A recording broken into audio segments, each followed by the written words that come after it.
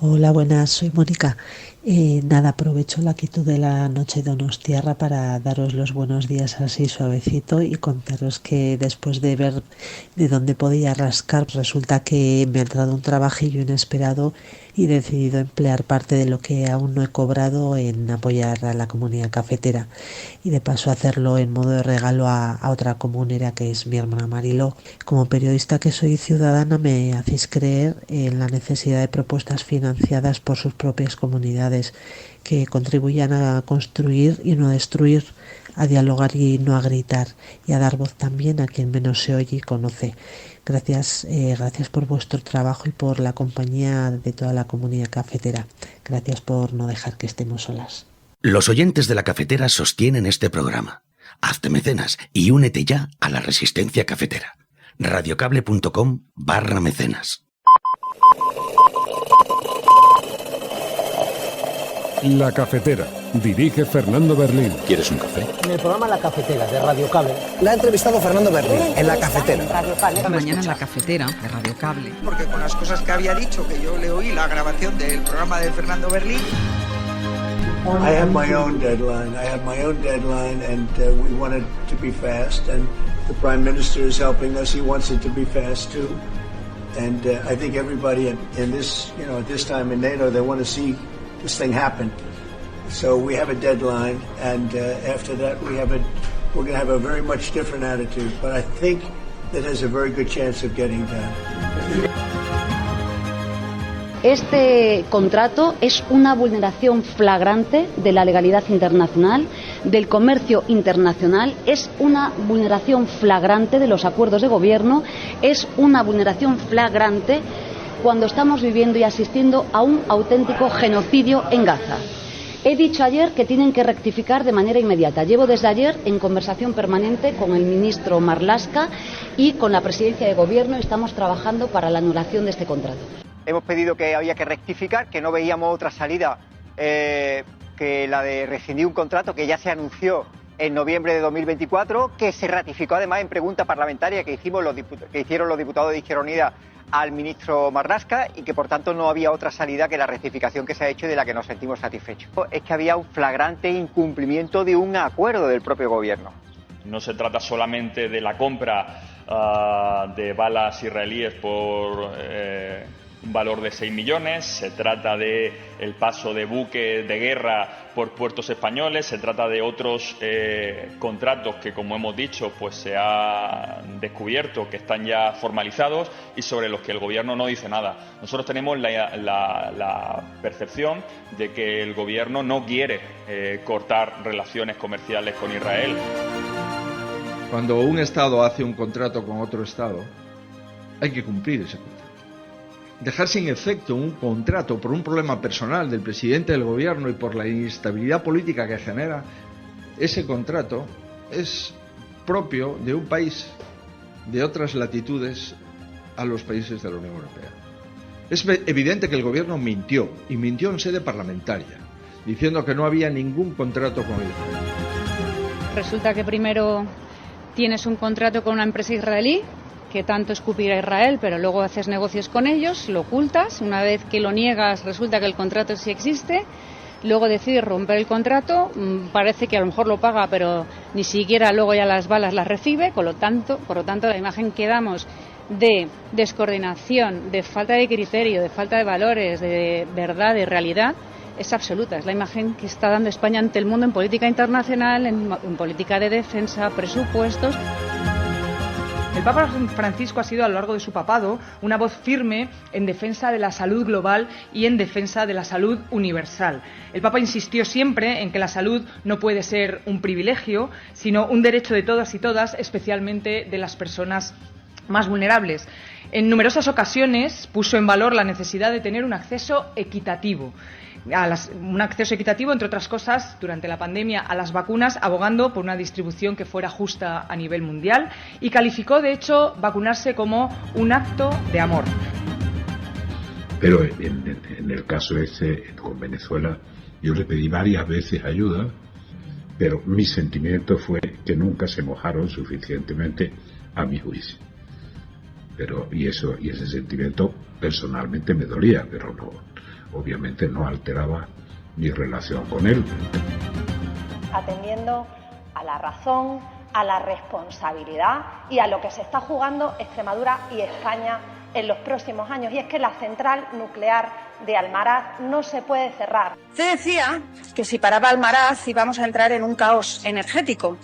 Y señora Guardiola, Almaraz ha parado por una semana y de manera histórica. Nunca habían parado los 2 reactores.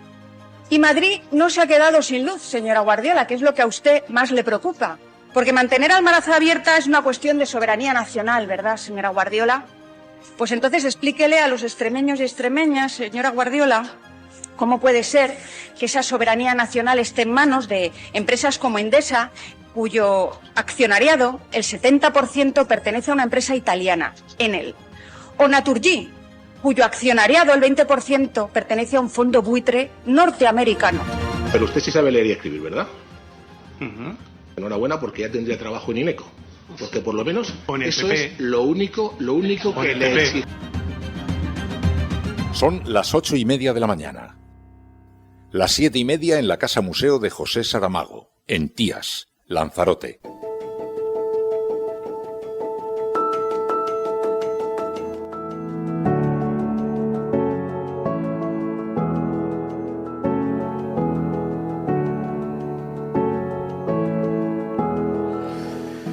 Ay, pues ya estaría todo el pescado vendido, ya estaría la semana echada. Muy buenos días, cafetera, bienvenidos una mañana más a este programa, a esta comunidad, a este lugar de encuentro en el que comentamos las noticias antes de dar comienzo a la jornada. Lo hacemos bajo el aroma de una taza de café. No sé qué me ha pasado esta mañana, que estoy como en otro planeta. No sé si es que he dormido a saltos, que estoy como que no termino de despertar. Menos mal que la pequeña euforia que produce el primer trago de café, se ha estudiado poco ese primer trago de café.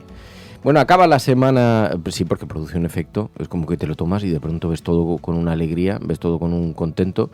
En esta nuestra única droga recreativa que todavía permite estar licenciada, permite el gobierno, en esta droga legal que es el café.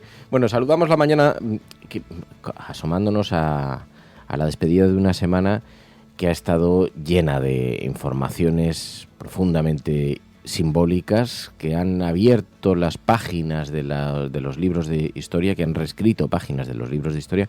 Alguien decía esta semana, un oyente de la cafetera decía, bueno, todas las noticias se escriben historia. Bueno, pero es que estamos en la semana en la que falleció el Papa Francisco, que además ha sido una referencia para el pensamiento progresista, porque bueno, sorprendió al mundo con un giro, por lo menos en algunas afirmaciones, no sé si tanto en la dirección de la Iglesia Católica, pero bueno, el caso es que sí, la noticia del fallecimiento del Papa, anunciada por el Camarlengo, nos sorprendía el lunes. Con profondo dolore devo annunciare la morte del nostro Santo Padre Francesco. Vaya día que estábamos en la cafetera emitiendo, nos pillaba durante la emisión en directo del programa, ya tuvimos la oportunidad de participar de la catarsis general, también con la audiencia, bueno, y con el resto de medios de comunicación del globo, porque la verdad es que la noticia irrumpía en los medios. Penso una delle notizie più tristi per tutto il mondo. Questa è la notizia, è morto Papa Francesco. All right, we're going to bring you some breaking news just coming into us now here in Al Jazeera that Pope Francis, the first Latin American leader of the Roman Catholic Church, has died. La confirmación de que ha fallecido, Begoña, el Papa Francisco. Efectivamente, a las... Bueno, casi os la pondría en bucle, porque es exactamente lo que están haciendo todos los medios de comunicación a lo largo de esta semana. ¿No creéis, Papa? 3 tazas. Estamos, y ahora con los funerales, y ahora con todo esto, pues también vamos a vivir nuestra cosa. Pero es verdad que ha sido muy icónico, que ha servido también para hablar de la Iglesia Católica, de la dirección que puede tomar la Iglesia Católica. Nos ha permitido reflexionar mucho en torno a alguna de los lugares que señalaba Francisco Bergoglio cuando hablaba del cambio climático, cuando hablaba de los mercados, de cómo se imponen frente a los colectivos, frente a la gente, cuando hablaba no solamente de cuestiones como esta, ecología, también de la religión. En fin, el caso es que nos ha permitido a abrir muchas otras cuestiones. Pero esta ha sido una semana que ha tenido esa noticia y otras grandes noticias. Aquí en España, polémica. Sánchez sofoca la crisis de la compra de balas a Israel, que enturbió aún más la política de defensa con sus socios. Sabéis que esta semana estallaba una noticia, se descubría un nuevo contrato, porque ha habido otros también, pero se descubría un nuevo contrato de compraventa de armas a Israel, a pesar de que queda comprometida la palabra del presidente del gobierno, que decía que esas operaciones se habían detenido después de la toma de Israel en Gaza, de los bombardeos, de la respuesta, y en las últimas horas el gobierno ha tenido que dar marcha atrás, ha tenido que rescindir el contrato de armas con Israel. Claro, estaba en juego muchas cosas, no solamente la credibilidad de Pedro Sánchez, que lleva diciendo que esos contratos se habían detenido, pero también, bueno, comprometida la palabra de Sánchez, también un poquito el debate en el seno de la izquierda. ¿Qué clase de país queremos ser? ¿El país que predica la paz mientras está financiando la guerra? ¿El que defiende los derechos humanos mientras hace negocio con quienes los están vulnerando? Y con todo eso, que nos planteaba la pregunta de si es posible mantener además un gobierno de coalición cuando los principios fundacionales se ven comprometidos por la Realpolitik. Y si el gobierno de coalición podía sobrevivir a esto. Sabéis que la polémica ha sido formidable. Cuando se destapó todo esto, de pronto vimos cómo los aliados del gobierno... Nosotros en este momento barajamos todos los escenarios, porque además opinamos que esto no es un problema de que Sumar o Izquierda Unida tomen una decisión. Las decisiones unilaterales tomadas por otros son las que provocan determinadas consecuencias graves. Con lo cual, ¿qué es lo que ha sucedido? Que el gobierno ha anunciado que daba marcha atrás. Según la interpretación que hace la prensa esta mañana, pues Sánchez ordenaba a Marlaska cancelar la compra de munición a Israel. La decisión fulminante del presidente resolvía un conflicto interno abierto con Sumar, aunque están en trámite otros contratos con ese país, dice La Vanguardia. Desde el gobierno siguen negándolo. Oficialmente se sigue diciendo que no se venden, que no se compran armas a Israel, que la Junta de Inversión de Material, además de que va a denegar a esa empresa el permiso de importación, que la Abogacía del Estado, que los ministerios competentes ya están estudiando posibles reacciones legales y reclamaciones, pero que los partidos de gobierno de coalición están muy comprometidos con la causa palestina, con la paz. Por eso insisten, lo vuelven a decir ayer. Desde el 7 de octubre de 2023, España ni compra ni vende armamento a las empresas israelíes y no lo va a hacer en el futuro. Esto era una comunicación de fuentes del gobierno que ayer difundían entre los medios de comunicación. Se da la circunstancia de que, por lo que sabemos, hay otros contratos en marcha. Entre ellos, uno de 2 millones que fue adjudicado a una empresa israelí después de que Robles dijera que suspendían las compras, y 1 mes y 3 días después, bueno, se licitaban esa compraventa. También los misiles Spike, por 237 millones de euros, a una empresa militar israelí. Claro, dicen desde el gobierno que no, que es que tienen piezas que son proveedores tecnológicos que no son sustituibles, o sea, que habían comprado otros elementos, pero que incluyen piezas de empresas israelíes. Y en ese matiz se incluyen... hay una metáfora que hacen. Dice, bueno, vamos a ver, una cosa es comprar armas y otra que sean los únicos proveedores de una pieza. O sea, ¿yo me compraría un Tesla? No. Pero si me compro un coche eléctrico que tiene inevitablemente una pieza de Tesla, porque solo la desarrollan ellos, pues no lo dejo de comprar. No son tan fáciles en materia de armas las cosas. Esta es la explicación que da en el gobierno. ¿Cuál es el problema? Pues que hoy vamos a saber, esta mañana lo vamos a conocer, que desde el centro de las Perlapau han hecho un listado de todos los contratos adjudicados por el gobierno español a empresas de armas israelíes desde el 7 de octubre y hablan de 46 contratos a industrias militares. 46 contratos. Hay 10 de ellos que todavía no han sido formalizados, pero nos hablan de 46. Así que lejos de que parezca un elemento anecdótico, pues parece que el gobierno ha seguido maniobrando y ha seguido comprando y vendiendo material de defensa. Todo esto, bueno, el caso es que, para que nos hagamos una idea de la dimensión que alcanza todo esto, Yolanda Díaz ayer se mostraba muy contundente contra el gobierno sobre ese contrato de venta de armas del que ahora hemos sabido que el gobierno da marcha atrás. Pero es que la amenaza se colocaba sobre la mesa. Este contrato es una vulneración flagrante de la legalidad internacional, del comercio internacional, es una vulneración flagrante de los acuerdos de gobierno, es una vulneración flagrante cuando estamos viviendo y asistiendo a un auténtico genocidio en Gaza. He dicho ayer que tienen que rectificar de manera inmediata. Llevo desde ayer en conversación permanente con el ministro Marlaska y con la presidencia de gobierno. Estamos trabajando para la anulación de este contrato. Finalmente ha sido anulado. Sánchez desautoriza a Marlaska, cancela la compra de balas a Israel, dice el periódico El País.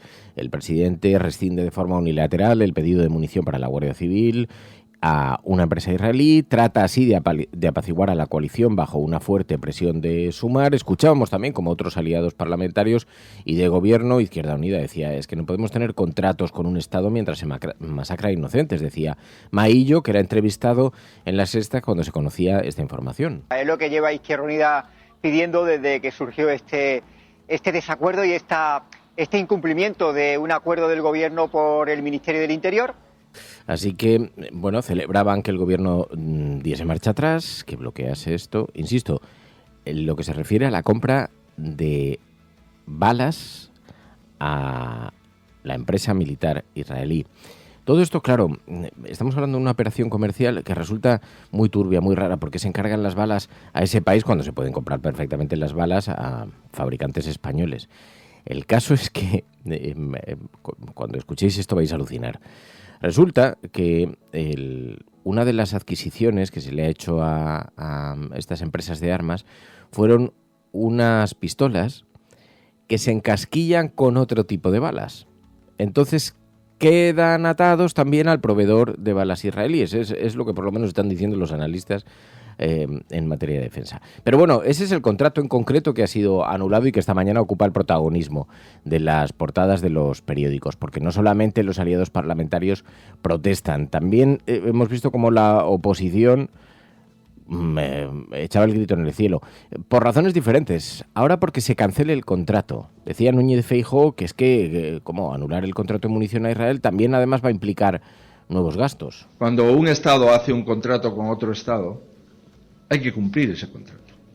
Dejar sin efecto un contrato por un problema personal del presidente del gobierno y por la inestabilidad política que genera ese contrato es propio de un país de otras latitudes a los países de la Unión Europea.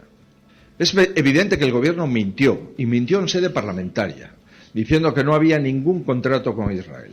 Es evidente que el gobierno miente. Pero lo que también es evidente es que el gobierno le toma el pelo a todo el mundo y tenemos que pagar los problemas que genera el propio gobierno. ¿Cuánto vale la rescisión de ese contrato? ¿Quién va a pagar la rescisión de ese contrato? ¿Con ese dinero cuántas viviendas podríamos haber hecho? Bueno, es una posición bastante demagógica porque en realidad Núñez Feijóo no es que esté en contra de que se comercie con Israel en materia de compraventa de armas. Fijaos hasta dónde llega la hipocresía. Yo creo que la catadura moral queda muy claro después de escuchar a Isabel Díaz Ayuso. Porque no es que les parezca mal negociar con un país que está protagonizando el genocidio en Gaza. Es que les parece mal que se dé marcha atrás en un contrato de compraventa de armas. No es que les parezca mal que se vendan o compren armas en ese país. Es que se trate de Israel. Fijaos Ayuso. Resulta que primero tienes un contrato con una empresa israelí que tanto escupir a Israel, pero luego haces negocios con ellos, lo ocultas, una vez que lo niegas resulta que el contrato sí existe, luego decides romper el contrato, parece que a lo mejor lo paga, pero ni siquiera luego ya las balas las recibe, por lo tanto la imagen que damos de descoordinación, de falta de criterio, de falta de valores, de verdad, de realidad, es absoluta. Es la imagen que está dando España ante el mundo en política internacional, en política de defensa, presupuestos y, por supuesto, todo lo que hace este gobierno. Nos está dejando a ojos del mundo como un país tercermundista. Porque no es que les parezca mal, en sí la mentira todo sirve para desgastar al gobierno, pero que al PP le parezca más grave rescindir un contrato de armas que la legislación internacional que prohíbe operaciones como esta, o que le parezca peor rescindir un contrato de compra de armas más que comprarle a un país, a Israel, durante un genocidio, hombre, dice mucho sobre la catadura moral del partido. Claro, la cuestión es que todo esto lo que nos hace es tener muchas dudas, porque además, como vamos conociendo las informaciones, sobre la operación en sí y la estrategia del gobierno. En realidad, es honesto Pedro Sánchez cuando dice que no se van a comprar más armas, que no se van a hacer operaciones con este país, pero cuando estamos sabiendo a través del Centro de las que se siguen haciendo esas operaciones. ¿Es honesto cuando compromete su palabra o son cosas que han ocurrido de espaldas al presidente del gobierno?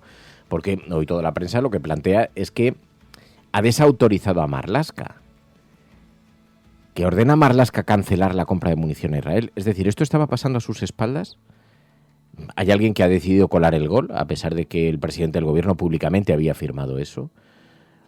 ¿O es que el Partido Socialista, el gobierno de España, en realidad no quiere dejar de hacer, no quiere cortar las relaciones comerciales con Israel? Eso es lo que cree Podemos. No se trata solamente de la compra de balas israelíes por un valor de 6 millones, se trata de el paso de buques de guerra por puertos españoles, se trata de otros contratos que, como hemos dicho, pues se ha descubierto que están ya formalizados y sobre los que el gobierno no dice nada. Nosotros tenemos la percepción de que el gobierno no quiere cortar relaciones comerciales con Israel, de que esas relaciones comerciales y esas relaciones de compra-venta de armamento se mantienen a pleno rendimiento. Lo que pasa es que quieren mantenerlas ocultas.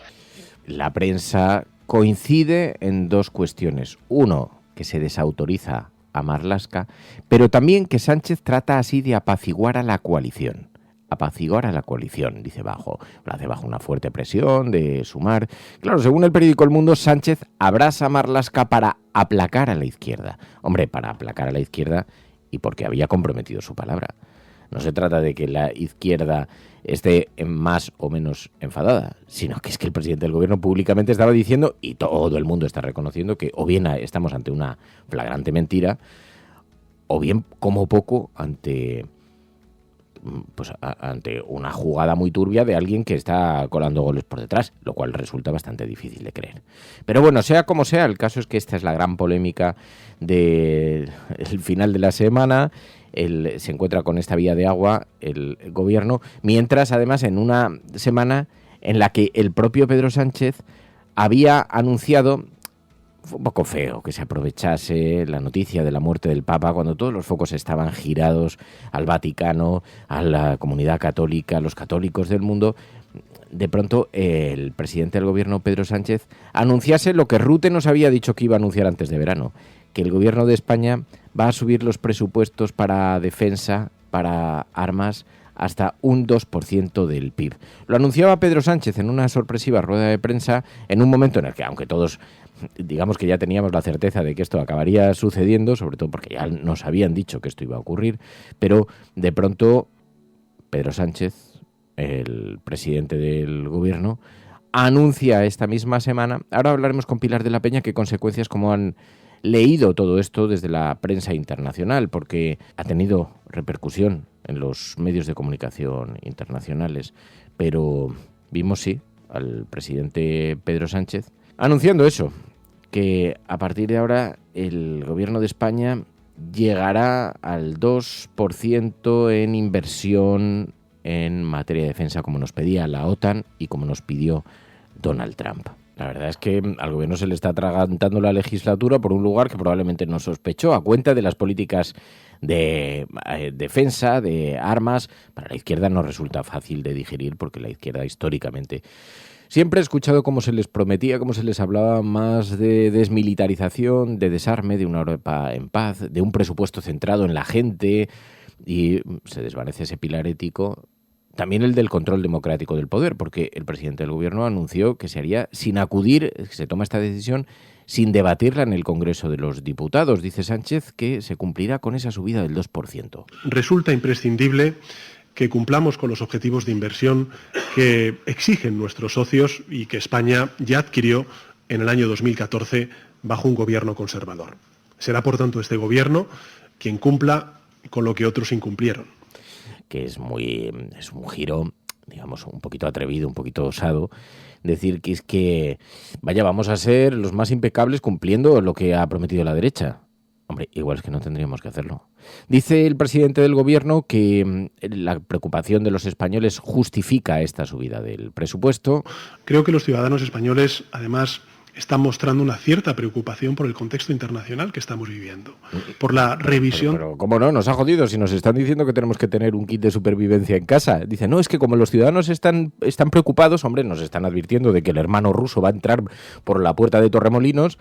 Pues ya me dirás tú, si no quieres que la población esté preocupada, o sea, se nos induce a la preocupación, es pura doctrina del shock. Y luego, bueno, como estáis tan preocupados, no, gracias por ponernos en bucle durante 24 horas al día en todas las televisiones, que estamos al borde del apocalipsis nuclear. Pero mientras eso ocurre, bueno, aquí se señalaba a la oposición también. Mire, yo he oído a la señora Gamarra, no había terminado prácticamente la intervención del presidente del gobierno, ya estaba criticando, cuando es un plan que se ha elaborado, trabajado durante mucho tiempo por los técnicos, por los que de verdad saben y han hecho las apreciaciones correspondientes en función de lo que pide OTAN. Me ha resultado francamente increíble que en un tema tan técnico, con muchos técnicos trabajando, con muchos criterios de OTAN, la señora Gamarra, sin haber podido leer ni una sola línea, porque era imposible leer una línea, haya hecho ningún tipo de observaciones y siempre críticas. Lo importante. Y bueno, todo esto se anuncia además en pleno terremoto por el fallecimiento del Papa, lo cual resulta un poco turbio porque los mensajes todos muy solidarios, todos muy cariacontecidos con el fallecimiento, cabizbajos y muy empáticos con su discurso, elogiando y poniendo en valor las palabras del Papa en los últimos años, que había hecho mucho énfasis precisamente contra la guerra, contra las armas, a favor de la paz. Y aquí anunciamos de rondón las estas para que pasen más inadvertidas. Le ha resultado muy difícil al gobierno porque ha estallado en la misma semana tanto esa noticia como la otra, la de la compraventa a Israel. Bueno, Israel, ayer hablamos en la cafetera con Shlomo Ben-Ami, que fue ministro de Exteriores de Israel, diplomático, fue embajador en España. Es una eminencia, además ha participado en varios procesos de paz. Le preguntamos por la situación en Israel, por esta tragedia. Es una entrevista interesantísima, os recomiendo que si no la escuchasteis ayer, de verdad la recuperéis, porque tiene una mirada muy particular. Es especialmente crítico con el gobierno de Netanyahu. Pertenece a una comunidad en la que sabéis donde se viven muchas contradicciones con todo lo que está sucediendo, pero le preguntábamos si su discurso resulta una anomalía y nos llamó mucho la atención que dijo, no. Hasta un 70% de la población de Israel está en contra de la guerra. Cuando escuchamos a Shlomo Ben-Ami parece una anomalía. ¿Hay voces internas que discrepen? Para nada una anomalía, no, por favor, no. No es mi voz no es una anomalía, esa es la gran tragedia que hay aquí.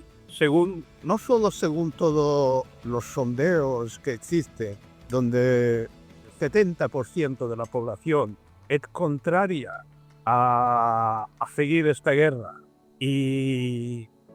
y también las protestas en la calle. Esto no tiene precedentes en ninguna democracia.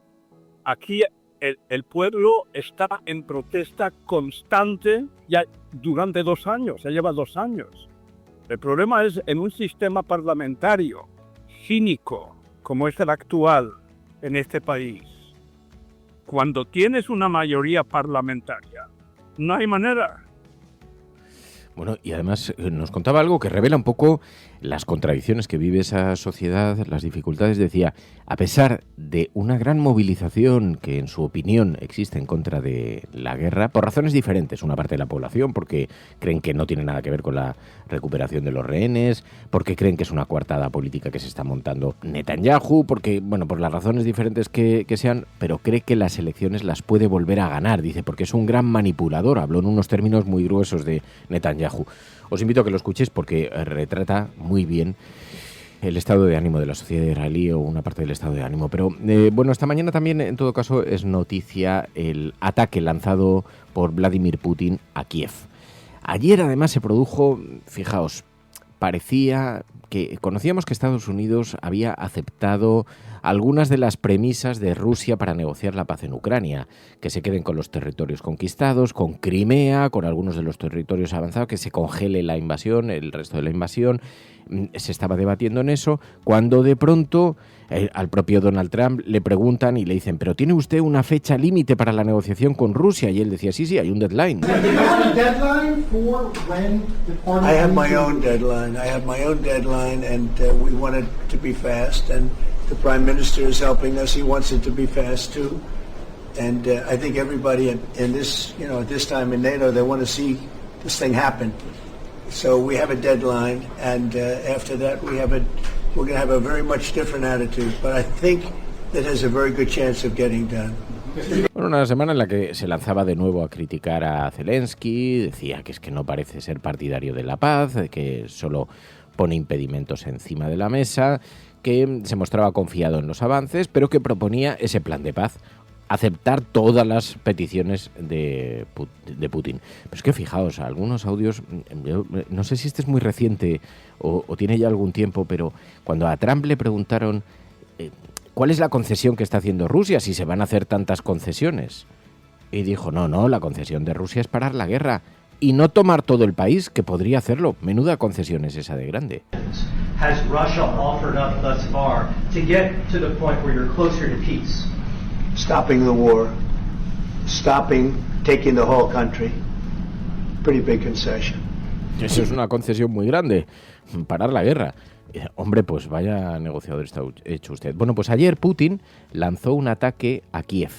Un ataque con al menos 12 muertos, unos 100 heridos por una oleada de 200 misiles, drones, un ataque de los más importantes que se han producido desde el inicio de la guerra. ¿Y cómo sería que el presidente de Estados Unidos, a través de las redes sociales, publicó un mensaje diciendo Vladimir para? Decía no estar contento con los ataques rusos contra Kiev, que no eran necesarios, que es muy malo, y concluía Vladimir para, dijo en su red social Truth. Bueno, es todo como de broma, pero los muertos son reales en esta locura colectiva que se vive en torno a Ucrania. Es un asunto esta mañana que acompaña a todas las portadas en los periódicos. Trump implora a Putin que pare las matanzas de civiles tras atacar Kiev, dice esta mañana el periódico El Mundo también en su portada, y Trump exige a Putin que detenga los bombardeos sobre civiles en Ucrania, dice el periódico La Vanguardia. ¿Hasta dónde está dispuesto a llevar Trump ese pulso? Es un pulso realmente lo que está librando con Vladimir Putin. Se compromete en las conversaciones. Bueno, el caso es que todos estos temas ocupan hoy las portadas de la prensa.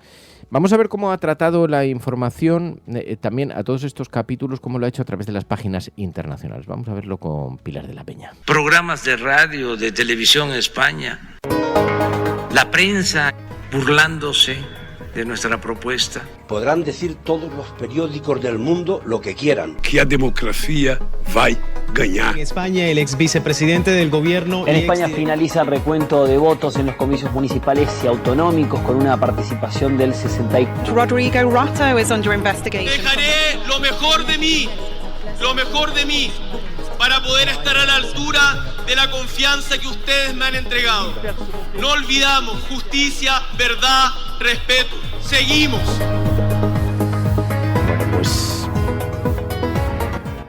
Bueno, pues ya sabéis que analizamos aquí en la cafetera también la imagen que proyecta España, que proyecta en el exterior, gracias a la prensa internacional, a los artículos que tienen repercusión fuera, y lo hacemos de la mano de Pilar de la Peña. Pilar de la Peña, buenos días.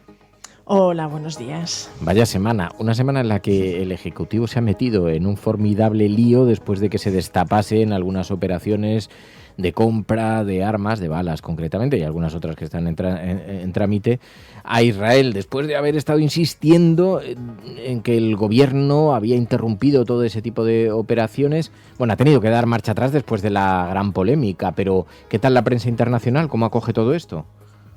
Pues mira, ha sido bastante revelador y bastante irónico lo que le ha sucedido con este asunto, porque cuando estalla la polémica y bueno, pues Sumar critica este acuerdo, cuando el Ministerio del Interior primero confirma que se va a llevar a cabo esa compra de balas a esta empresa israelí, a pesar de que se había anunciado que el contrato se iba a anular, y se monta bueno, pues un poquito el revuelo. Hay unos cuantos medios internacionales que se hacen eco de estas críticas, sobre todo de el hecho de que los aliados del gobierno de Sumar y Izquierda Unida pues se mostraran bastante críticos y señalaran el mantenimiento de este contrato. Ya te digo, lo recoge Reuters, lo recoge The Guardian, lo recoge algún otro medio internacional, pero después, cuando esta polémica crece y sale Pedro Sánchez finalmente anunciando que este contrato queda finalmente anulado ante toda este gran escándalo, realmente ha sido demoledor para la imagen del gobierno, porque ha llegado a muchísimos más medios internacionales. En las últimas horas lo han recogido The Guardian, que ha vuelto a recoger esta doble rectificación, Al Jazeera, The Politico, Le Figaro, un montón de otros medios internacionales, medios franceses como l'Humanité, Mediapart. La verdad es que ha sido bastante llamativo. Reuters también lo recoge. En este sentido, ponen de relieve esta especie de marcha atrás. De hecho, es un titular que utilizan varios medios franceses, ¿no? La marcha atrás de Pedro Sánchez ante esta polémica y esta decisión de finalmente anular el contrato de compra de armas valorado en más de 6 millones de euros para adquirir una serie de munición para la Guardia Civil, que es lo que ponen también de relieve a esta empresa israelí IMI Systems, que es mencionada. También hay bastantes medios israelíes que se han hecho eco de ello, desde The Jerusalem Post, The Times of Israel, que destacan primero la controversia que ha surgido en España tras anunciarse que se iba a mantener este contrato, y después la decisión del gobierno español de anularlo definitivamente, ¿no? Y bueno, pues algunos medios, Al Jazeera, por ejemplo, habla de que era un contrato bastante controvertido y que Pedro Sánchez ha tenido que intervenir para evitar que hubiera un daño político mayor ante la posibilidad de que se rompiera la coalición. Algunos otros medios hablan, l'Humanité, por ejemplo, de escándalo que ha obligado a la marcha atrás. Le Figaro también pone de relieve esta decisión de Pedro Sánchez de anularlo. Varios medios recuerdan y destacan en este sentido, The Guardian, por ejemplo, que realmente España ha sido uno de los países, sobre todo en Europa, más críticos hacia la posición y las acciones de Israel en Gaza, y que en este sentido incluso había reconocido el Estado palestino y había anunciado con cierto bombo esa decisión de ni comprar ni vender armas a Israel, y que toda esta polémica había tenido un fuerte impacto y había provocado probablemente esta decisión final de Pedro Sánchez de anular el contrato tan controvertido. Bueno, es que esta semana además ha sido la semana del gasto militar, el infierno del gasto militar, la guerra del gasto militar para el gobierno, porque luego está ese anuncio de aumento al 2% en el presupuesto de defensa. Todo esto también ha sido destacado por la prensa internacional, ¿no? Sí, la verdad es que las dos noticias que han tenido que ver con el gasto militar han tenido un enorme impacto en la prensa internacional. Quizá aún más todavía el anuncio del aumento del presupuesto de España, del presupuesto militar, del gasto en defensa, porque era la confirmación de que España va a cumplir esa meta de destinar el 2% del PIB al presupuesto en defensa, que era algo que venía pidiendo la OTAN y que venía insistiendo Donald Trump. De hecho, eso es uno de los titulares. Por ejemplo, de Telegraph, el diario británico, lo titula así la noticia en la que recoge el anuncio del gobierno. Dice: España cede ante Trump y aumenta el gasto en defensa, ¿no? Es algo que han destacado varios medios internacionales. El Financial Times, por ejemplo, que también se hace eco del anuncio de este plan de inversiones de España para cumplir este mismo año 2025 con esa meta del 2%, también explica que es un poco una respuesta a la presión de Donald Trump. Pero son muchos los medios que se hacen eco de este anuncio de Pedro Sánchez, de Guardian, Bloomberg, Le Figaro, el Washington Times, Reuters, Euronews, y destacan diferentes aspectos, ¿no? Por un lado, recuerdan varios de estos medios, lo que destacan es que hasta este momento, España era el país digamos, siendo miembro de la OTAN, que menos porcentaje del PIB destinaba al gasto militar, al gasto en defensa. Estaba en torno al 1,28%, algunos daban un pelín más, pero en torno a ese umbral estaban, y bueno, pues ponían de relieve que realmente había una fuerte presión de España para aumentar este gasto militar desde la OTAN, desde luego Donald Trump, y también incluso desde la propia Unión Europea. Y bueno, pues que finalmente el gobierno español ha acelerado ese calendario previsto que bueno, se había comprometido a llegar a este umbral en 2029, y es lo que destacan varios medios internacionales, ¿no? Que se ha acelerado significativamente el calendario para cumplir en este 2025 este umbral. Bueno, destallan, por ejemplo, el Wall Street Journal, que también se hace eco del anuncio de Pedro Sánchez, bueno, pues destaca eso, el anuncio de que España va a destinar más de 10.000 millones de euros en este 2025 a reforzar su defensa y seguridad para cumplir con este umbral. Se detalla un poquito también, algunos medios entran en que algunas partidas van a ser mediante créditos y para determinados proyectos que tienen que ver también con ciberseguridad y con guerra híbrida. Y luego hay algunos medios franceses que subrayan el importante aumento de gasto en defensa que esto va a implicar para España. Les Eco, por ejemplo, el diario económico francés, explica y resalta que el aumento en 2025 es del 30% del gasto en defensa, ¿no? Este anuncio del plan de 10.000 millones que se va a movilizar para cumplir esta meta. La Indépendant, que es otro diario francés, habla un poco del exorbitante aumento de España, pues recogiendo las críticas que desde Sumar se ha hecho a este anuncio y a este plan de industrial y de inversiones en armamento. Y luego hay algunos otros medios como The Politico, la edición europea del digital de Estados Unidos, que se hace eco de este anuncio del presidente español y señala que supone casi una revolución en el enfoque que hasta ahora había tenido España con respecto al gasto militar, que hablaba de que era titubeante y que hasta ahora, bueno, pues había sido bastante más tímido, aunque también mencionaba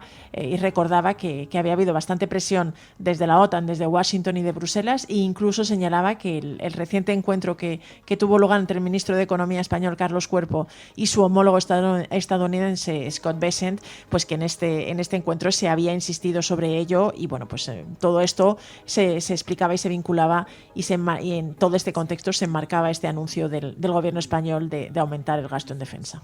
Estoy viendo, hay numerosas entrevistas, además de esta semana Carlos Cuerpo ha dado algunas entrevistas en medios de comunicación, está en la CNN, lo hemos visto en varios medios anglosajones. Entiendo que es que el gobierno está haciendo una campaña de promoción especial, supongo que para matizar un poco el viaje a China en este ejercicio de buena voluntad para con ese mercado norteamericano, con Donald Trump, porque como es una de las interpretaciones, además, España cede ante Trump.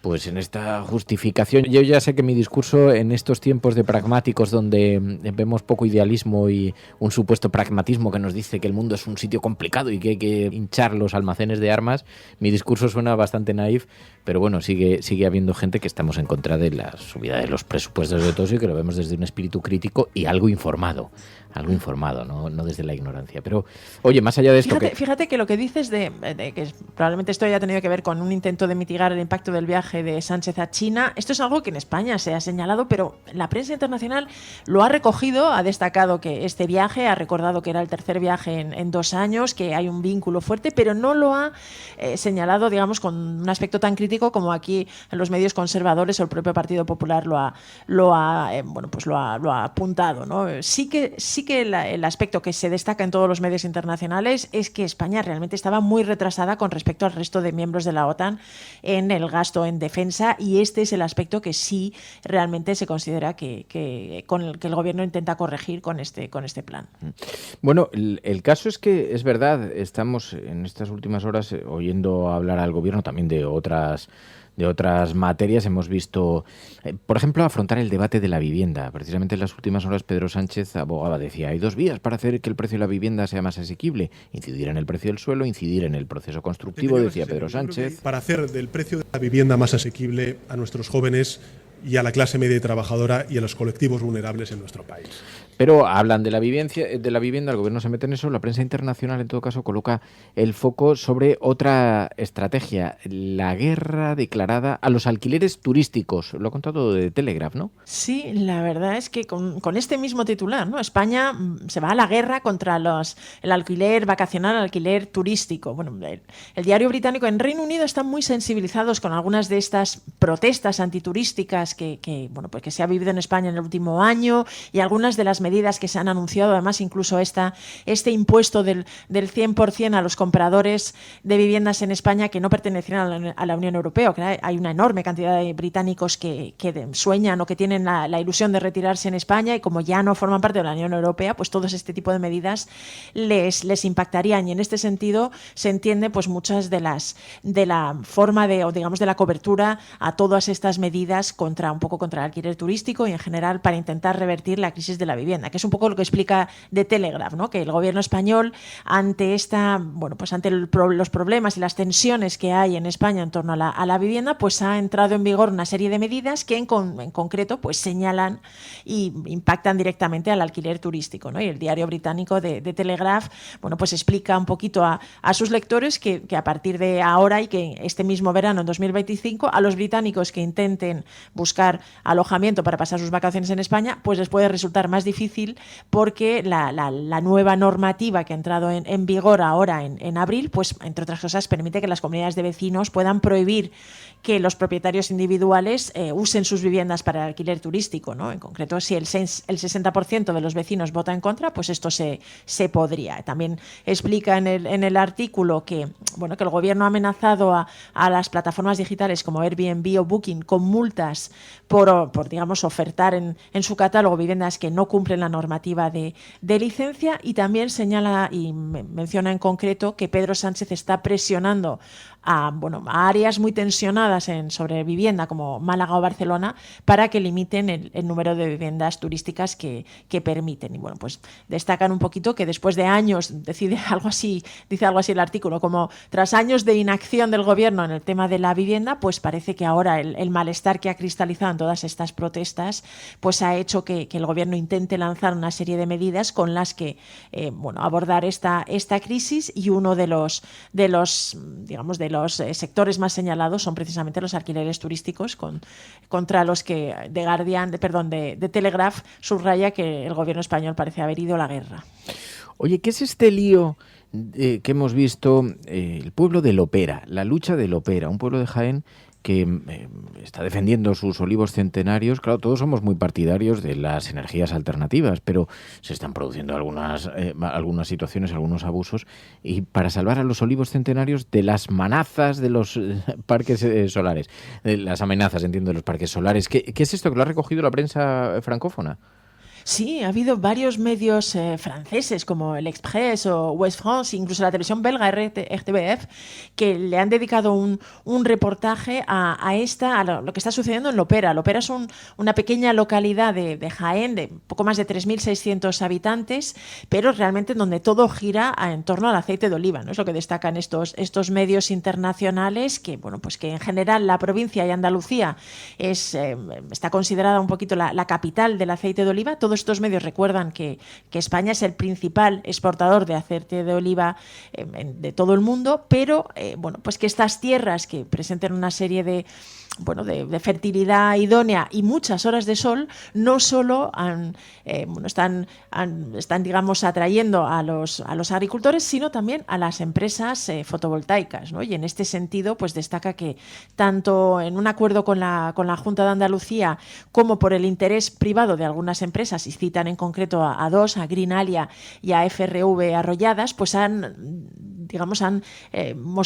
señalado el apetito que tienen por levantar parques solares en esta región, y en concreto se habla de 8 parques solares que se quiere desarrollar en las tierras de Lopera, y que implicarían arrancar los árboles centenarios, los olivos centenarios, y muchos pequeños agricultores se están oponiendo y han decidido demandar al gobierno regional y a estas empresas para intentar salvar sus olivos, ¿no? Y todos estos medios francófonos, ya te digo que lo hace desde diarios hasta alguna televisión, pues lo que ponen de relieve es esta lucha, ¿no? Y esta tensión que a veces surge de hecho me parece que era West France que hablaba algo así de como estos fallos que hay un poquito en esta carrera por las energías renovables que están generando estas tensiones, y este pueblo español pues era un poco un símbolo de cómo se estaban movilizando para salvar sus olivos centenarios frente a esta ambición de generar una serie de parques eólicos,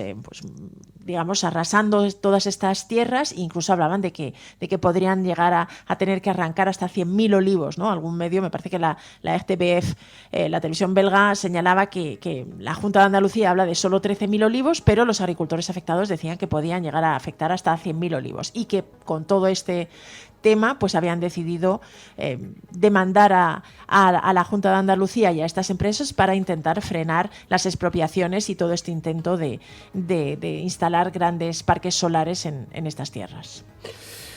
Oye, más asuntos. Hemos visto Euronews. En Euronews recogían la denuncia de las ONGs contra España por la pesca ilegal de barcos españoles en África. ¿Cómo es esta historia?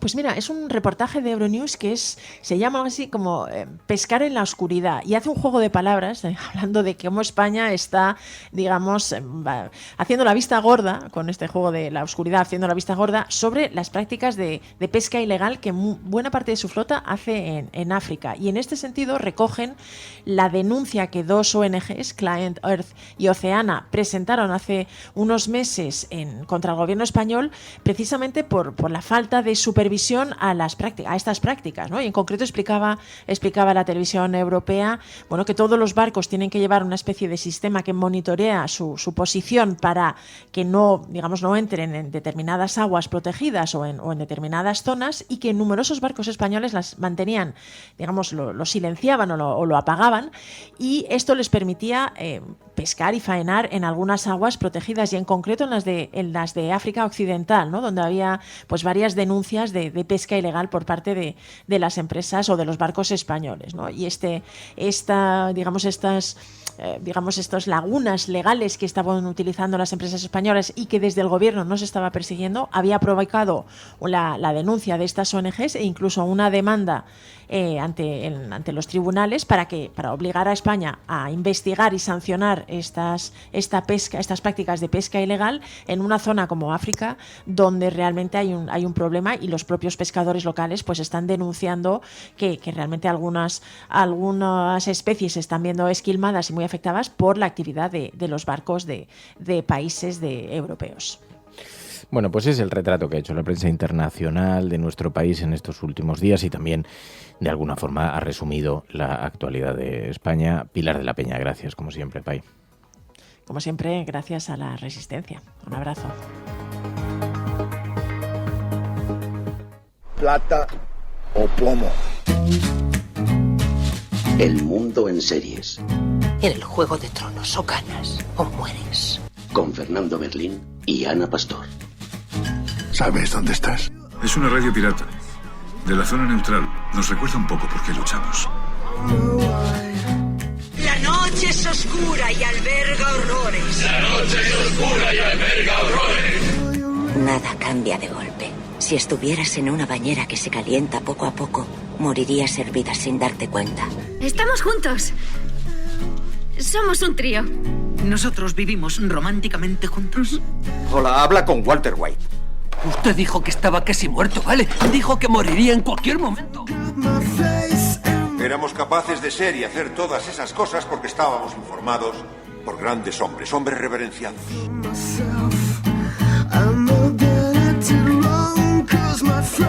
Plata o plomo, el mundo a través de las series, de los documentales, de las películas, con Pedro Ballín. Buenos días, Fernando. ¿Qué tal? Nos han dejado solos. Sí, es que claro, solos. Es que hay mucho papa. Hay mucho papa. Nos ha dejado Ana Pastor en Soledad. No vas a hablar de La Dana, ni de las Torres Gemelas, ni de Podemos. Tengamos la fiesta en paz. Bueno, vale, pues si no es más remedio. Puedes hablar de lo que quieras, pero es verdad... Tenía una batería de humoradas preparada, pero bueno, nada. Lo que pasa es que esta semana hay 2 convocatorias que tengo pendientes contigo, porque se ha estrenado Andor, segunda temporada, hay una expectación, además, y está todo el mundo comentando esto, tenemos que hablar, pero yo no he visto nada, con lo cual, y creo que tú tampoco has empezado a verla, ¿no? Yo he empezado a ver, sí, pero creo que hay 3 capítulos disponibles, he visto el primero. Entonces todavía es un poco prematuro. Sí. Pero lo que pasa es que otra de las grandes series en las que tú te puedes hacer cátedra es en The Last of Us, que además eres un súper aficionado al videojuego, hemos tenido la oportunidad de conversar alguna vez, y se ha estrenado la segunda temporada, ¿no? Sí, además creo que diría que un estreno fantástico. Me parece que es una historia muy particular esta, porque es, yo creo, el primer caso que conozco donde se logra la excedencia desde la literalidad en la adaptación. Es decir, no hay novedades significativas para quien haya jugado el videojuego como no las había en la primera temporada, más allá de, digamos, del casting, de quién eliges para hacer los personajes, ¿no? Y aún así, ya pasó con la primera temporada, funciona como un reloj en lo emocional y funciona para, como vimos con la primera, para quienes somos toro toreado porque habíamos jugado el videojuego. Y además, como es un videojuego de mucha implicación emocional, digamos que el surco y la memoria que te deja es mucho mayor que haber visto una película o leído un libro, ¿sabes? Con lo cual lo tienes mucho más presente. Y aún así, desde la literalidad en la adaptación, desde el respeto absoluto por los hechos contenidos en el guión del videojuego, funciona magníficamente la serie y vuelve a funcionar magníficamente, lo cual... hablando de esta segunda temporada y sabiendo los acontecimientos que había en el segundo videojuego de Last of Us, creo que va a estremecer a las audiencias, porque la verdad es que la experiencia jugable del segundo Last of Us era bastante trascendente y, bueno, hablando un poco en términos hiperbólicos, yo en su momento decía que era un videojuego del que no sales igual que entras. Sí, es verdad, lo hablamos cuando hablábamos del videojuego. Claro, con el estreno de esta segunda temporada, primero, tenemos un reto difícil que es una serie donde la precaución ante los spoilers es obligada, porque está todo el mundo diciendo, Berlín, es que ni enciendas internet. Es verdad que yo ya he tenido muy mala suerte, primero porque conocía ya cuál es el dilema al que te tienes que enfrentar en el videojuego.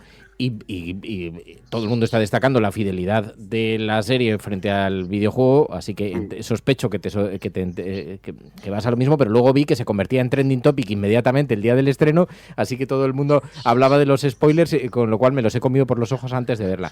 Pero me decías, sí, pero no importa mucho, o sea, vamos a poder referirnos a la serie porque sí que hay algunos dilemas que podemos colocar sobre la mesa sin entrar directamente en la materia, ¿no? Si te parece, hacemos una cosa.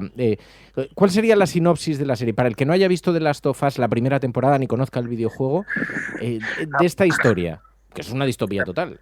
La primera historia, digamos, coloca a los dos protagonistas ante un mundo atroz y es cómo se puede conservar algo de humanidad, de vínculo, incluso construir una relación a partir de lo inexistente entre dos personajes, un adulto y una cría, que ni se conocen ni se estiman. Y enfrentados además a un mundo posapocalíptico que no hace prisioneros, que es de una crueldad extrema, donde desde la primera escena, de los que habían visto la primera temporada recordarán que la primera escena es que se desarrolla unos años antes del arranque de la serie, es como el personaje de Joel pierde a su hija en la primera oleada de la invasión zombie. Vale, entonces eso y eso era ya arrasador. Entonces en la primera temporada, digamos que básicamente la potencia es cómo construye el vínculo. Sí, porque espera, bastante descreídos, diría yo, ¿no? Sí, pero por no dar por sabido todo, estamos hablando de la historia de un señor que se llama Joel, endurecido, ha vivido una sociedad pues que entra en apocalipsis, devastada por una pandemia que convierte a la mayoría de los humanos en caníbales, en zombies, y entonces tiene que proteger a una chica jovencita que le recuerda un poco a su hija en esa aproximación que haces. Tiene que proteger a una chica porque tiene unas condiciones muy especiales. Vale, que yo creo que esto no es un gran spoiler. Sabemos que es inmune al principio que es inmune al hongo, porque es una de las novedades en cuanto al género de los zombies, que no es un virus, sino que es un hongo, y ella es inmune, y él que ya no cree en nada, lo único que quiere es reencontrarse con su hermano, que está en el otro extremo del país, y le facilitan los medios para llegar, a cambio de que lleve a esta cría, que es inmune al virus, hasta un laboratorio que tienen unos activistas llamados los luciérnagos, donde a partir de ella se trata de sintetizar una cura para la humanidad, para la maldición zombie, digamos. Y entonces se enfrentan en el camino a los zombies, a los humanos que no son zombies, pero que se han vuelto totalmente cruentes y salvajes, y entonces van desarrollando esa relación entre los dos personajes, un señor mayor, una niña. Lo que pasa es que respecto a sí que hay un salto ahí en la fidelidad respecto al videojuego de la serie. Aquí es una relación bastante sana. En el videojuego hay un poco más ¿puede haber más atracción entre ellos? Bueno, es que en el videojuego ella es guapísima. Entonces, y aquí han buscado un personaje que tiene un físico básicamente marciano, diría yo, ¿no? Tiene un poco físico extraterrestre, tiene unos rasgos muy peculiares el personaje de Ellie, mientras que el personaje del videojuego yo creo que estaba un poco inspirado en Elliot Page, por aquel entonces Ellen Page. Claro. Y entonces pues era una preadolescente guapísima, lo cual convocaba una relación tanto paternofilial como incestuosa, si quieres. Pero de todas maneras no era un asunto en el que el videojuego tampoco incidiera. Ya. Simplemente creo que por prevención en la serie eligieron un personaje cuyo atractivo es otro, porque la verdad es que tiene un físico hipnótico esta chica, pero no es un canon de belleza estándar, digamos, de un adolescente, para evitarse ese debate. Y luego, junto a eso, es verdad que hay un matiz.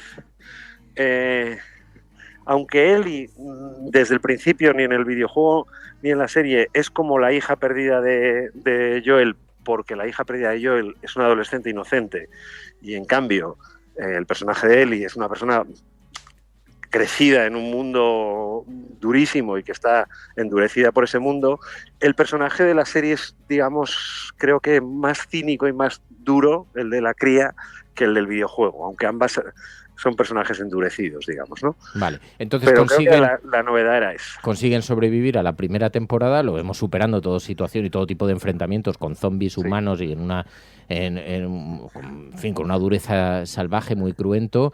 Va desarrollándose esa relación y llega a esta segunda temporada. Y todo el mundo lo convierte en trending topic el primer día diciendo ya está el desenlace, qué bestiada, cómo pueden hacer esto, tal. Pero era previsible porque es lo que ocurre en el videojuego. Y dices, sí, pero es que aquí lo que sucede, sin entrar en el spoiler, es que tienes un dilema, ¿no? Tienes un dilema como observador. ¿En qué lugar te sitúas, ¿no? En ese mundo despiadado. Claro, es que el desenlace, el tremendo desenlace de la primera temporada es un acto de generosa salvación que hace Joel con Ellie, pero que a la vez es un acto de una extraordinaria violencia y crueldad sobre el que no le cuenta la verdad a ella. Y de hecho así termina, tanto el videojuego como la serie terminan exactamente con el mismo plano, la primera temporada o el primer videojuego, en el que ella decide creer la mentira que él le cuenta. Y esa ambigüedad se mantiene en el videojuego y en la serie. No sabes nunca si él se cree lo que le dicen o quiere creerse lo que le dicen. Y el arranque, yo creo que la gran diferencia de lo que se construye a partir de aquí en la segunda parte es que ya no son dos personajes más o menos empáticos o más o menos emocionales construyendo vínculos en un mundo desalmado o destruido, en un mundo que ya no es civilización, sino que todas las violencias que ellos aplican se aplican sobre otros que son igual que ellos. Y este es, digamos, el gran aprendizaje sobre la violencia del videojuego, es siendo seguramente uno de los videojuegos más crueles y más violentos y que obliga al jugador a llevar a cabo acciones que deplora, es que la violencia es una cuestión también de punto de mira y que la misma violencia que te parece justificada destruye las vidas de otros. O sea, a este dilema al que te enfrentas jugando al videojuego... Y por ahí, que es por donde se construye el segundo Last of Us, es un juego de espejos y de rivalidades, de gente, digamos, de personajes necesitados de cobrar venganza, que te resultan igual de compresivos uno y su adversario, ¿no? Esto para construir eso, para construir ese furor de venganza, claro, hay que aplicar previamente mucha infamia y mucha violencia. Y el asunto del spoiler, el hecho tremendo que ocurre en el episodio 2 de la segunda temporada y que ocurría también bastante al principio del videojuego, del segundo videojuego, es el que justifica, digamos, el descenso a los infiernos de la violencia del personaje de Ellie, que tiene un reflejo en la violencia del personaje de Abby y que el videojuego te hace transitar por los dos. Vale, no sé si habrá quedado muy etéreo para el que no sepa nada de esta historia, pero solo la premisa de la que habla Ballín ya nos da una idea de qué va todo esto. Te hace replantearte... Claro cuál es el bando de la virtud. Claro, y en este segundo videojuego, básicamente, y se supone que en esta segunda temporada, dada la literalidad de lo que están trasladando hasta ahora, lo que hacen es ponerte eso entre interrogaciones y explicarte que cuando uno ejerce violencia salvaje sobre otro ser humano, en el otro lado también hay una emocionalidad herida y también hay un deseo de cobrar venganza. O sea que veis que la premisa os va a interesar. Tú le das una buena nota, ¿no? O sea, la serie te gusta. Bueno, hasta ahora yo, visto los 2 primeros episodios, veo que se cumplen 2 premisas de la primera temporada.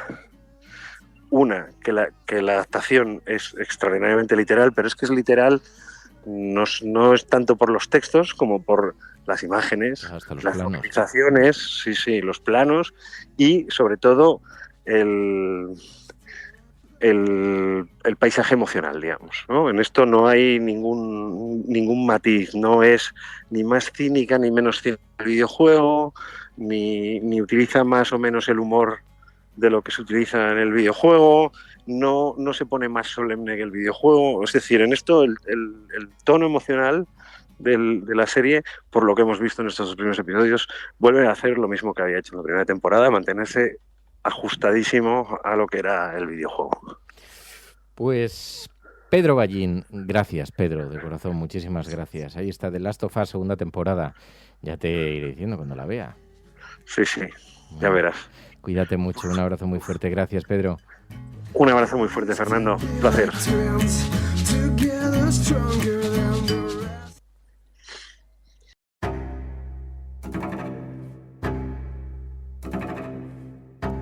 Tiempo para los libros, para la literatura en la cafetera. Clara Nuño, buenos días. Muy buenos días, Fernando. Los retratos desparejados, me parece todo un descubrimiento. Es una novela, pero tiene capítulos de ensayo, aunque es ficción, pero está basado en una disciplina real artística, retratos que se pintaban, que se dibujaban de matrimonios, en una especie de dípticos, en cuadros, pero que luego han sido separados, que uno se envía a un museo, el otro se envía a otro, y que, sin embargo, si los unes, hay numerosos museos que sí los tienen unidos, pero si los unes, pues te cuentan una historia concreta, y de aquí parte la premisa de la ficción de este libro de Gonzalo Núñez, ¿no? Sí, efectivamente, estamos hablando de Retratos desparejados, editado por Señor Scott, y nos vamos a una novela, ratos ensayo a otros, que nos traslada por un lado a la pintura flamenca del siglo XV y por otro lado a una relación de pareja de Loy en Madrid. Y por un lado están estos retratos desparejados de los que vamos hablando, de parejas ricas que pintadas en Flandes, que se separaron porque eran cuadros distintos unidos, y por otro lado vemos las relaciones que van en el futuro, en el pasado, la relación del protagonista con su exnovia, que era una erudita de este tipo de retratos, y con su novia actual. Y tenemos el hilo conductor las relaciones de esta persona con su pareja y su expareja, y por otro lado el símbolo que significan los dibujos, los retratos de aquellos matrimonios que acabaron separados y cada uno en distintas puntas del mundo, en distintos museos, o alguno que incluso su paradero todavía es desconocido. Bueno, pues conversamos con Gonzalo Núñez. Los oyentes de La Cafetera sostienen este programa. Hazte mecenas y únete ya a la resistencia cafetera. radiocable.com/mecenas. Gonzalo Núñez, muy buenos días. Buenos días, Fernando. Bueno, muchísimas gracias en primer lugar por atender esta llamada. Los retratos desparejados en la editorial señor Scott. Haznos una aproximación al libro, una pequeña sinopsis. Bueno, el libro es una historia sentimental de pareja con un poco adobada con ensayo, digamos, porque todo parte de una serie de retratos, de dípticos del siglo XV, del entorno de Flandes, que quedaron desparejados en su día, con los avatares de la historia, pues se separaron, algunos acabaron perdidos, otros están a muchos kilómetros de distancia. Entonces yo tiro de esta metáfora para contar una historia sentimental que arranca cuando la novia del protagonista le cuenta sin querer la historia el regreso de una exnovia antigua que fue la que le habló por primera vez de los retratos desparejados, ¿no? Viene a dar una conferencia a Madrid de esa chica sobre precisamente los retratos desparejados, entonces esto, pues claro, hace que le dé un boom de recuerdos y de memoria y que ponga un poco en un brete la relación nueva que ahora tiene, ¿no? Numerosos retratos de matrimonios desparejados por el mundo. ¿Esto existe realmente? Sí, y si no digamos que me siento orgulloso, pero llevo un poco a gala haberlo sacado un poco de la oscuridad, porque esto existe, está en numerosos museos, pero no hay monografías apenas, no hay libros sobre, porque es un fenómeno concreto de una serie de retratos que se pintaron, que fueron muchos en el siglo XV, retratos matrimoniales que en lugar de pintarse los dos esposos en el mismo cuadro, pues eran en cuadros distintos que se quedaban unidos a modo de díptico, ¿no? Entonces, estos, yo hablo en concreto de los desparejados, esa es la mención que yo le doy, que son los que quedaron separados y se ha perdido una de las dos partes. Pero esto existe, tanto los retratos matrimoniales en díptico completos como los desparejados están en numerosos museos. Yo en este caso hablo mucho del Museo Thyssen, donde puedes encontrarlos de los dos formatos, en las salas 6 y 9 sobre todo, hay varios cuadros de este formato, los hay en la National Gallery, en el Met de Nueva York, los hay digamos que están por ahí desperdigados, pero existen. Y a mí me parecía un fenómeno muy curioso cuando yo lo supe y después lo he estado investigando, leyendo sobre el asunto y doy pinceladas ensayísticas para que se conozca más este formato de retrato que yo llamo desparejados a los que se separaron, ¿no? Es que me parece un concepto bastante interesante, bastante desconocido, porque son cuadros que se pintan a la vez de un matrimonio, pero en cuadros distintos, como si fuera un díptico. Justo. Y luego muchos son divididos, son separados, y pues uno se va a un lugar del mundo, otro a otro, y entonces en esta reunificación cuenta historias, matrimonios, parejas, cuenta historias compartidas del mismo día que fueron pintados. Claro, yo es lo que me atrajo, metafóricamente me atrajo mucho esta condición de desparejados, y es curioso, pero de muchos se ha llegado a saber dónde se encuentra su pareja, incluso algunos están expuestos a miles de kilómetros de distancia. Se sabe que son pareja, en algún momento de la historia se separaron y ahora están expuestos en lugares distintos. De otros se ha perdido completamente el rastro de una esposa o de un esposo, y entonces aparecen individuales en los museos y tú no sabes que ahí había una pareja, a menos que seas un experto, digamos, que ellos sí tienen una serie de herramientas y claves que para deducir que ahí hubo una pareja, ¿no? Entonces eso me da pie metafóricamente a hablar un poco de la del trazo, de la traza que nos queda de las personas que fueron desgajadas de nosotros, ¿no? Que se separaron de nosotros. Siempre nos quedan reflejos de las personas que han pasado por nuestra vida y condicionan nuestra manera de pensar y de movernos en el amor, en las sucesivas parejas que tengamos, ¿no? Para mí supone una auténtica revelación, ¿eh? Me parece muy metafórico, además. Quería preguntarte un poco, en esta segunda novela tienes un tema en común con la primera, los búlgaros. ¿Qué te interesa a ti del amor y del desamor? Bueno, realmente, es inconcebible para mí que no interese, porque es uno de los grandes temas de, ya sabes, la guerra, Dios, el amor, son los grandes temas de la historia universal, ¿no? Yo lo que pasa es que probablemente a mí me interesa particularmente porque nunca es una cuestión que no he resuelto, ¿no? Como tanta gente de mi generación, pues he tenido muchas parejas, pero no he llegado a formar una familia ni una relación estable o muy duradera, entonces quizás eso ha hecho que me interese más por este asunto, ¿no? Pero es que además lo que me interesa del amor, y de hecho en mis libros no solo se habla de amor, sino de muchas cosas que son las que moviliza el sentimiento amoroso, es decir, la memoria, la verdad, la culpa, los recuerdos, los remordimientos, qué tipo de persona queremos ser a través del otro, qué secretos tenemos con el otro, es decir, digamos que el amor es el catalizador de muchísimos temas y por eso es uno de los grandes temas de la literatura, porque permite una apertura a muchísimas cosas que implican muy de dentro al ser humano. Comienzas un capítulo, muchas de las cosas importantes suceden cuando no estamos mirando. No sé si es una reflexión por algo que te ha ocurrido o si forma parte de la antropología humana. Bueno, es evidentemente por un suceso que va a ocurrir justo después, pero es una reflexión genérica. En este caso, cuando no estamos mirando a la otra persona o no estamos atendiendo a la otra persona, sea quien sea, en este caso es una pareja, pero circunstancialmente puede ser un familiar, puede ser un compañero de trabajo, puede ser, estamos pendientes del otro, es fácil que nos sorprenda después lo que sucede con los otros, ¿no?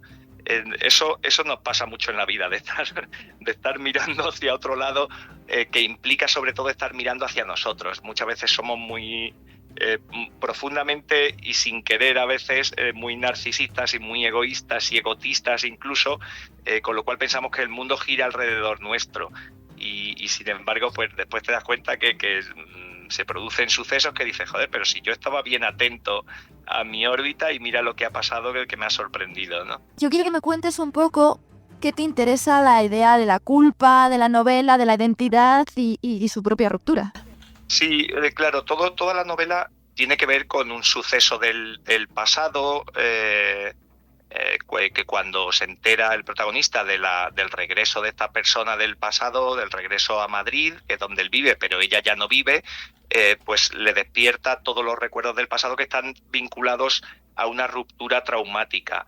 Entonces, que eso es algo también muy común. Generalmente muchas historias que acaban mal, incluso las que acaban bien, generan un trauma, ¿no? Dejan ahí una serie de flecos para algunos, que algunos saben llevar mejor, gestionar mejor y otros peor. Entonces esta es una historia, y en eso sí entro en el tema de la culpa y del remordimiento, pues de que este chico se ha quedado, digamos, un poco atrapado en esa historia, en un bucle que siente que no ha podido cerrar con lo que pasó hace muchos años, y eso es un lastre.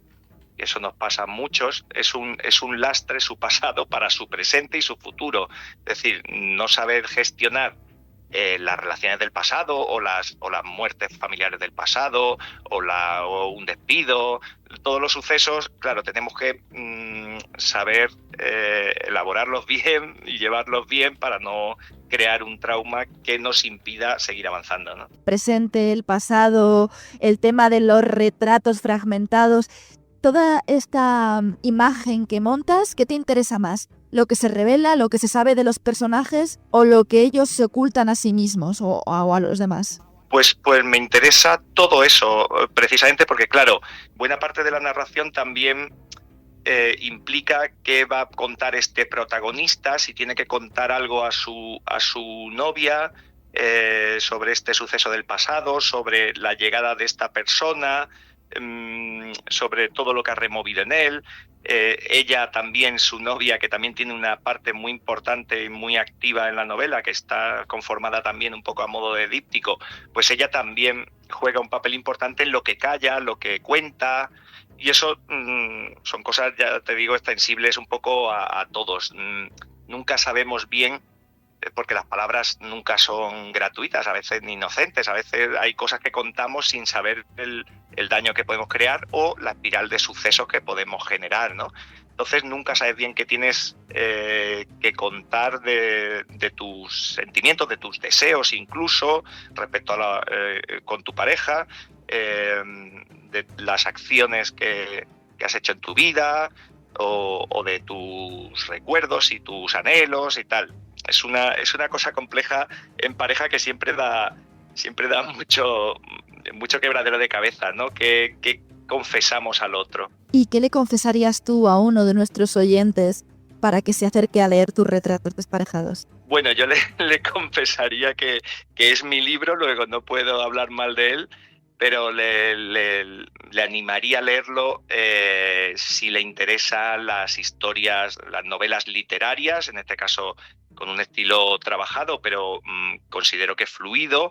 Si le interesa ese tipo de historias sentimentales en la España moderna, actual, en este caso sobre todo Madrid, y además al mismo tiempo si le gusta 15, pues ya apaga y vámonos. Pero no es necesario que le guste todo eso para que se acerque y vea una serie de planteamientos que yo creo que son bastante comunes y generacionales, solo que narrado desde mi punto de vista y el de estos personajes. Esta semana ha sido el día del libro, entonces, ¿qué libro que te haya gustado mucho querrías recomendar a nuestra audiencia? Mira, yo me estaba acordando precisamente hoy de una novela bastante conocida, El Gran Gatsby, de Francis Scott Fitzgerald, pero bueno, dado que se han cumplido hace poco justo los 100 años de la publicación, considero que es una novela magnífica para que se acerque cualquiera que no la haya leído o que la quiera releer. Una historia también sentimental, pero que convoca muchos otros temas como el poder, el estatus, el dinero, miles de asuntos muy interesantes que Scott Fitzgerald supo recrear además en ese universo tan sugestivo de los felices años 20, ¿no? Pero me parece que es muy interesante que hayas puesto luz sobre algo así, retratos de matrimonio que fueron pintados a la vez en cuadros distintos que después son separados a modo de díptico, que son desgajados, perdidos y que pueden suponer historias, una de ellas relacionada con la ficción a través de la cual viaja esta novela, Los retratos desparejados de Gonzalo Núñez. Gonzalo Núñez, gracias, muchísimas gracias en nombre de los oyentes. Muchísimas gracias a vosotros. Un abrazo.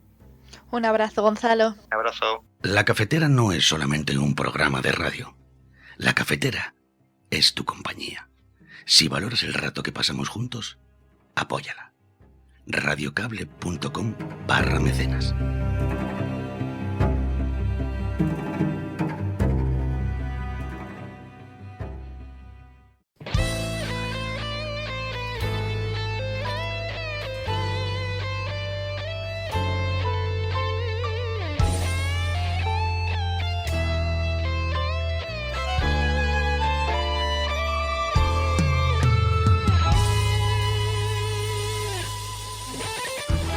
Ay, bueno, pues abrimos el capítulo de los videojuegos también en estos días. Además, oye, tenemos un montón de cosas que observar porque hay muchas novedades. A ver, cuando hablamos os tengo que contar mi incursión esta semana con Indiana Jones. Llevo desde Semana Santa, me he vuelto absolutamente loco en los últimos días y me lo estoy pasando genial. Pero hay un montón de juegos, hay un montón de títulos, un montón de cosas. Sabéis que esta es una sección que se compone con la ayuda de nuestros oyentes y hoy el señor Juan Antonio Cubero nos va a hacer de guía. Muy buenos días, Juan Antonio. Muy buenos días. ¿Qué tal estás? ¿Qué tal estás? Muy bien, muy bien. ¿Te has viciado con este juego? South of Midnight. Estoy viendo las imágenes, son una pasada. No lo conozco de nada, o sea que me vas a tener que contar un poquito de qué va todo esto, pero no, era la propuesta que nos hacías relativamente reciente, porque he visto que es de este mes de abril, ¿no? Sí, salió este mes de abril y vamos, Me lo he pasado, la suerte de ese juego, bueno, que me lo pasaron en 2 fines de semana. La verdad es que el juego está muy bien, es muy bonito. Es un juego AA, que ahora hablaremos de qué significa el juego AA, que está ambientado pues en un mundo de fantasía sureña. La fantasía sureña, por explicártelo un poco, digamos que es todo ese compendio de relatos, fábulas que vienen un poco del sur de Estados Unidos, y el juego lo que trata es un poco en un ambiente moderno introducir un poco ese tipo de fábulas que vienen de allí. Y la verdad es que les queda un juego muy redondito, muy recogidito y muy bonito. No conocía ni la estética ni tampoco casi este subgénero, pero estoy viendo sí que tiene cabañas de madera en zonas boscosas, pero también un montón de monstruos y un montón de cosas, descifrar el pasado. Estoy viendo la propuesta. ¿Cuál es la sinopsis? ¿De qué va la historia, así un poquito contado más cinematográficamente? Básicamente la historia va de que, bueno, nos metemos en la piel de una protagonista adolescente que se llama Hazel y que básicamente por un momento dado pierde a su madre y tiene que ir a encontrarla. De camino pues a buscar a su madre se encuentra con una serie de situaciones. Hazel descubre que es como una especie de tejedora, que es como un mito de allí. Volvemos un poco a esta fantasía sureña que nos mete en los juegos, que son pues eso, es una tejedora que puede tejer la realidad y arreglar problemas de su realidad, y entonces en base a estas fábulas que le van proponiendo problemas, ella tiene que ir solventando esos problemas. Tiene un poquito de pelea, es un juego de acción plataforma y eso, la verdad que está muy bien, son 12 horitas y se consume muy rápido, la verdad. Y pero son muy interesantes las historias. Claro, eso te iba a decir. Dices que te lo has pasado en 2 fines de semana. No es un videojuego que te obligue mucha atención, ¿no? Porque 2 fines de semana es poquito tiempo. Sí, yo la verdad que estoy últimamente jugando mucho a ese estilo de juego, porque son juegos que son 15, 20 horas, que te permite pues a lo mejor coger un fin de semana, una tarde que tengas libre y poder jugar, y que en 2 fines de semana te los hayas pasado. Son 15-20 horas en las que te explican una historia, te divierte y bueno, y cierra el juego, ¿no? No son estos juegos de 150 horas que prácticamente te requieren casi un mes de trabajo poder terminarlo. Claro. Es complicada la historia porque veo, no sé, a mí estos universos de fantasía, aunque estoy viendo que los gráficos, la estética, que está bastante conseguida, es bastante chula, pero me dan mucho miedo, me cuesta un poquito porque digo, es que tienes que aprender casi un montón de nuevas cosas, o sea, de nuevas dinámicas, de tribus, hay como un montón de complicaciones. No, la verdad es que no, lo que trata de hacer el juego es como una fábula moderna, entonces los personajes están construidos de una manera muy simple, pero a la vez, digamos, muy, muy adornada. Las historias que te van proponiendo el juego son como historias cortas que tienen una especie de cierre. El estilo de fantasía es un poco oscura porque son historias que no acaban bien, por decirlo así, no son historias bonitas, pero sí que te las cuentan en un modo de cuento, de que no se complican mucho la vida, no tienes que de repente aprenderte... por decirlo así, una historia muy profunda, nada por el estilo, sino que son fábulas que te van contando. La estética me recuerda un poquito al Fortnite, un poquito, no tiene nada que ver porque es un mundo más fantasioso, más sí, de fábulas, un poco más tenebroso, más oscuro, pero el tipo de gráficos así de escenarios y todo esto más elaborados, veo los interiores, las casas y todo eso, pero bueno, tiene una estética chula, está muy bien desarrollado, pero me recuerda un poquín. La estética y el arte es un tema porque es verdad que cuando estás jugando no se nota mucho, pero por ejemplo en la cinemática han intentado hacer como una especie de stop motion, que es básicamente este estilo artístico de las películas que se cogían muñecos y lo iban moviendo poco a poco hasta que generabas una animación con el muñeco, ¿no? O por ejemplo, hay escenas, por ejemplo, que a mí me recuerdan también un poco a Cristal Oscuro cuando las ves de la cinemática. Y sobre todo se notan en la cinemática. Sí es verdad que, por ejemplo, cuando ves la parte jugable, creo que ahí se acordaron un poco y es más digital, ¿no? Se parece un poquito más a juegos que ya vemos y más fluido. Pero si luego miras los escenarios, son realmente bonitos. Sí, es muy chula, estoy viendo, la estética es muy chula porque introduce muchos elementos mágicos así y está muy bien realizado, está muy bien llevado. South of Midnight. Y luego me decías, claro, pero esto también sirve para hacer una pequeña reivindicación de los juegos AA. ¿Qué son los juegos AA? En la industria del videojuego tenemos como 3 tipos de juegos, por decirlo así, en función del presupuesto. Tenemos los juegos independientes, que son juegos básicamente que prácticamente el equipo que se encarga de desarrollarlos tienen que hacerse cargo del total de la financiación, ¿no? Esto, la desventaja que tiene es que normalmente la gente que hace juegos independientes pues no tiene mucho dinero, pero tiene la total creatividad, ¿no?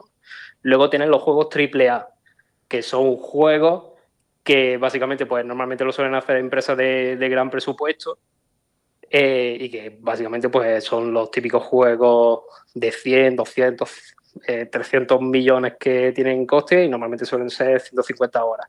Ahí quien manda es la empresa. Y en estos últimos años, yo cuando empecé a escuchar de este término fue con Hellblade 1, existen los juegos AA que vendrían a ser, si nos vamos un poco al mundo del cine, las películas de serie B, que son básicamente empresas que le dan un presupuesto moderado a una empresa independiente de videojuegos y con esa financiación pues hacen un juego un poquito más armado de lo que podían hacer, pero manteniendo cierta creatividad y teniendo cierto control sobre el proceso de desarrollo del juego, ¿no? Esto, South of Midnight, creo yo que entraría dentro de esta categoría de financiación. Son juegos más recogiditos, no son juegos tan potentes como los AAA, pero a la vez le permite a estas empresas independientes pues hacer algo más variado, más potente y que permite pues revitalizar la industria. Es un tipo de videojuego que se está dando mucho ahora. Wow. Bueno, pues es del estudio Compulsion Games, creadores de Contrast, de We Happy Few. No conozco estos dos juegos, pero presentan esta entrega, South of Midnight. Encarnas a Hazel, exploras los mitos, te enfrentas a criaturas del folclore del sur de Estados Unidos. Dice la propuesta, en un mundo macabro, fantástico. Un desastre arrasa la ciudad natal, se convierte en tejedora, que a través de la magia tiene que sanar vínculos rotos, espíritus, y va recorriendo pues esta estética y esta fábula moderna y oscura que proponen. ¿Qué es lo que más destacas? ¿Qué es lo que más te ha gustado?